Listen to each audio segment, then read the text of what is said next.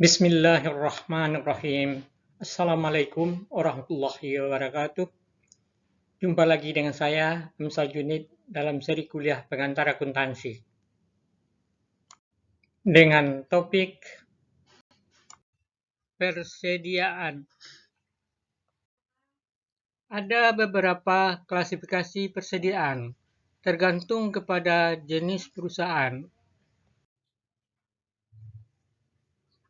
Pada perusahaan dagang hanya ada satu jenis persediaan, yaitu persediaan barang dagang. Sedangkan pada perusahaan manufaktur atau perusahaan pabrikan, ada tiga jenis persediaan, yaitu bahan baku, barang dalam proses, dan barang jadi. Apapun jenis persediaannya, persediaan tersebut dilaporkan pada kelompok aset lancar di dalam neraca atau laporan posisi keuangan. Selanjutnya, penentuan kuantitas persediaan. Untuk menentukan kuantitas persediaan yang benar-benar ada, perlu dilakukan perhitungan fisik persediaan. Ada beberapa alasan dilakukannya perhitungan fisik persediaan. Pada sistem persediaan perpetual, digunakan untuk mencek keakuratan catatan persediaan yang telah dibuat. Yang kedua, alasan pada perpetual system adalah untuk menentukan jumlah persediaan yang hilang disebabkan pemborosan bahan baku atau dicuri dan sebagainya. Pada sistem pencatatan periodik, perhitungan fisik persediaan ditujukan pertama untuk menentukan jumlah persediaan yang ada. Yang kedua untuk menentukan harga pokok penjualan pada periode yang bersangkutan.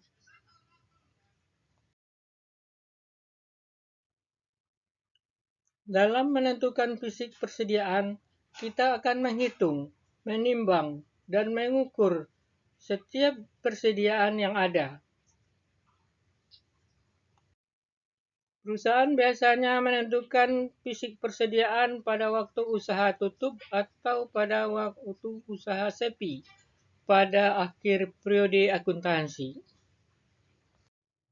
Nilai persediaan tidak hanya ditentukan oleh keberadaan fisik persediaan, tetapi juga ditentukan oleh kepemilikan dari persediaan. Pertama, masalah goods in transit atau barang dalam perjalanan, yaitu barang yang dibeli tetapi belum diterima atau barang yang dijual tetapi belum diserah terimakan.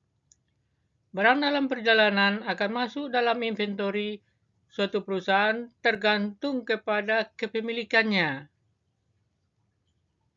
Kepemilikan barang yang dalam perjalanan ini ditentukan oleh syarat penyerahan barang dalam penjualan.